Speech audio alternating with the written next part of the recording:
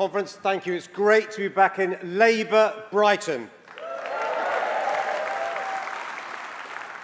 And you know what else?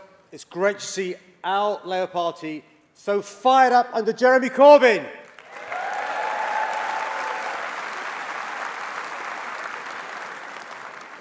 Labour confounded all expectations at the general election this year. And let's be clear, Theresa May called this snap election to try and wipe us out. And boy, did she fail. It was inspiring to see millions of people vote for the first time, especially so many young people. And it was inspiring to see so many people who used to vote for our party return home to Labour. We made huge progress, and credit must go to one person, the leader of our party, Jeremy Corbyn.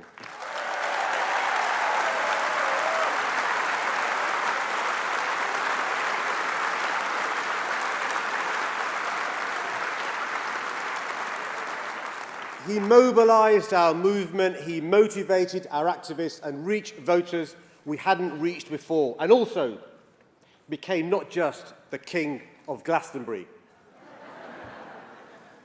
but the King of Grime too.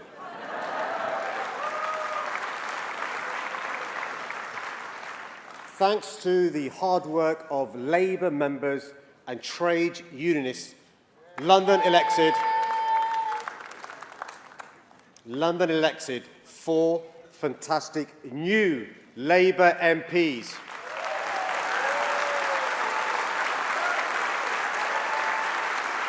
We now have a Labour Member of Parliament representing Battersea, Enfield Southgate, Croydon Central, and yes, Labour Kensington. And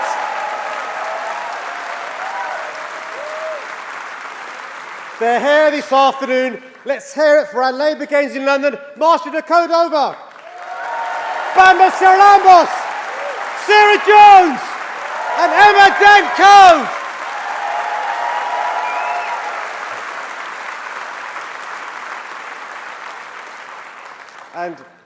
And by the way, hasn't Emma been an amazing advocate for the neglected residents affected by the terrible Grenfell fire?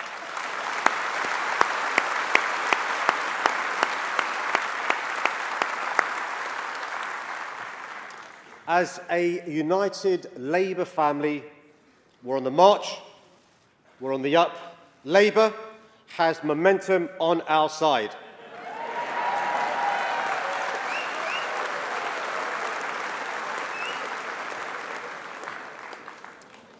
Conference, this year's election came during an unbelievably difficult time for London, our capital and the city I love so much. It's been one of the darkest times in London's recent history. We've been through too much suffering, too much horror, and too much loss. The terrorist attack on Westminster, the heart of our democracy. The attack on innocent people enjoying a night out in London Bridge and Borough Market. The horrific fire at Grenfell Tower. The attack on innocent people in their Finsbury Park Mosque during Ramadan, and the attack at Parsons Green Station on Londoners as they travelled into work and school. Nobody expects such tragedy, and no one should tolerate it. You know, we prepare and practice for the worst, but we hope and pray it will never happen. Keeping Londoners safe is my top priority, and in all honesty, it's hard. It's by far the hardest part of my job. It really does keep me awake at night, fearing the call in the early hours that came too often this summer to say the worst had happened. More innocent Londoners who have experienced unimaginable horrors to help and console, more funerals to attend of those who have been killed, and always, always more to do to keep Londoners safe. A conference, there are some people who spend their entire lives trying to stop these terrible events and who lead our response when they happen, whose The job it is to put themselves in harm's way every day to try and keep the rest of us safe, and who do it with dedication, professionalism, and heroism. Conference, please stand and join me to show your appreciation for our amazing emergency services.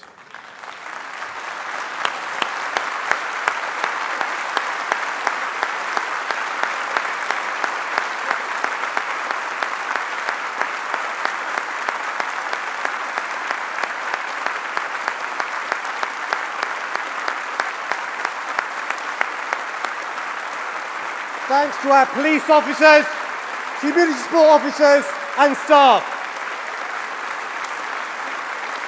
Thanks to our firefighters and control room operators. Thanks to our frontline NHS staff and all those who support them, our paramedics, nurses, doctors and health workers. And thanks to our transport staff who are so often on the front line. On behalf of all Londoners and the entire Labour Party, thank you for everything you do. You truly are heroes.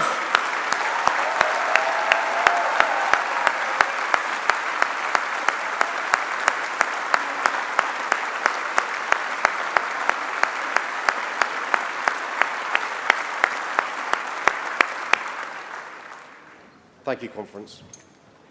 In the darkness of this year, the bravery of our emergency services has been a beacon of hope. We have witnessed incredible courage and self-sacrifice. Like PC Keith Palmer, who was tragically killed in the line of duty while protecting Parliament. Although he was unarmed, he didn't hesitate before confronting the attacker. Really has a St George's Medal for bravery been so deserved, and our thoughts and prayers will always remain with his family and friends.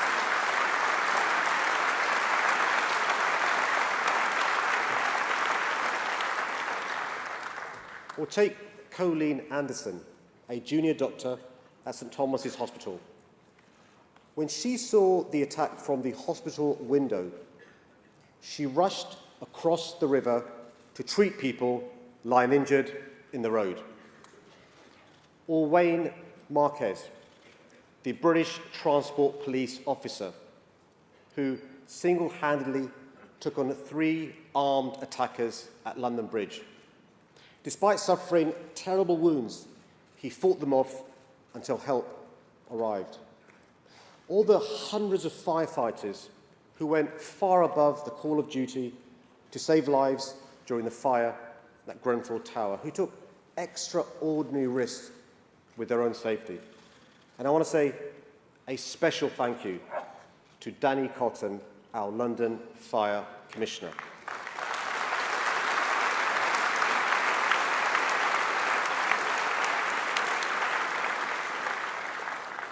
Danny led the rescue operation at Grenfell Tower, going into the building and taking those risks alongside our firefighters. I want to thank Danny also for the honesty with which he talked about those awful scenes and for being so open about receiving counselling after the fire. You know, she's encouraged many of our emergency responders and ordinary Londoners to do the same. And we should thank the brave Transport for London staff who calmly helped during the attack at Parsons Green Station, evacuating the train and leading people to safety regardless of the risk to themselves. There's no doubt that we face a growing threat. Experts say that the number of terrorist attacks this year is not a spike, but a long-term shift. And crime is on the rise again. The type of crime we see are more complicated and harder to tackle. Violent crime is rising even faster, with too many killed or maimed as a result of knife crime or acid attacks. And ever more young people are being groomed and radicalised by evil extremists, whether here or abroad. A conference, it doesn't have to be this way. This all feels very familiar. A weak and divided Tory government, refusing to face up to the challenges ahead, bickering and infighting over Europe, putting our jobs and economy at risk, chronic underinvestment in public services causing a crisis in our schools and hospitals, and crime on the rise. But conference, this isn't the 1990s, this is now. It's like Back to the Future, but it isn't funny. Tory cuts to our emergency services have made it harder to keep us safe. £1 billion cut from the Met Police, £1 billion less for London's policing budget. The result? Fewer police officers on our streets, police stations closed, and neighbourhood policing under attack. Even police counter-terrorism funding has been cut in real terms. The same goes for our fire service: fewer fire engines, fewer fire stations, and fewer firefighters. The same story is true in our National Health Service, our councils, our transport network, and in every one of our public services. Conference, we simply can't go on like this. The brave men and women of our emergency services can't do their job when the Tories are cutting their funding every year. It must stop. The government must give our emergency services the real terms increase in funding they desperately need, and right now. You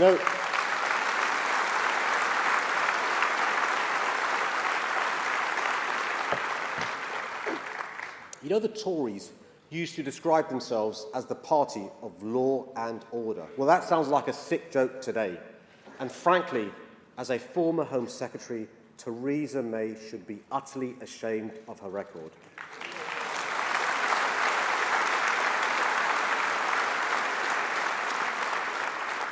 Labour is the only party with a plan to tackle rising crime. Labour is the only party standing behind the men and women of our emergency services, and Labour is the only party making a real difference in towns and cities across the UK. A Labour government will finally put an end to years of Tory cuts to our emergency services, and a Labour government, led by Jeremy Corbyn, will finally give our emergency services the proper pay rise they so desperately deserve.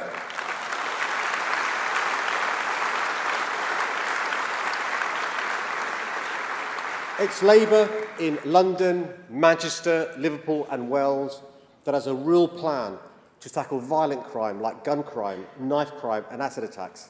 It's Labour that's finally making social integration and community cohesion a priority so we can put a stop to the grooming and radicalisation of our young people. It's Labour that's finally made hate crime and violence against women and girls a top priority for the police. And it's Labour that's restoring community trust in our police by making our emergency services more reflective of the communities they serve. You know, it made me so proud to be the Labour mayor when Cressida Dick was appointed as the first woman Met Commissioner in 188 years.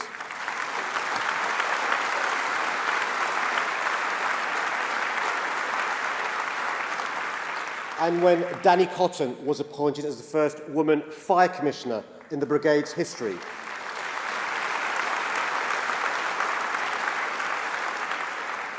And you know what? They were both appointed on merit as the best people for the job, and they are great in their job.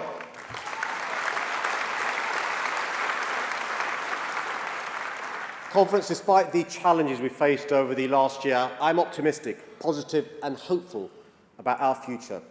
I'm so proud to call myself British and to call myself a Londoner. I'm confident that both London and the UK have bright futures ahead, that we can become a more prosperous, safe and equal country. And Conference, I'm optimistic about Labour's future too. Optimistic that we'll build on the success of Labour in power in London, Manchester, Liverpool and Wales. That will make more progress in the local elections next year. That will make a huge difference in the lives of millions, that we can build a fairer Britain, a more prosperous Britain, a safer Britain, and that Labour, under Jeremy Corbyn, will win the next general election. Thank you.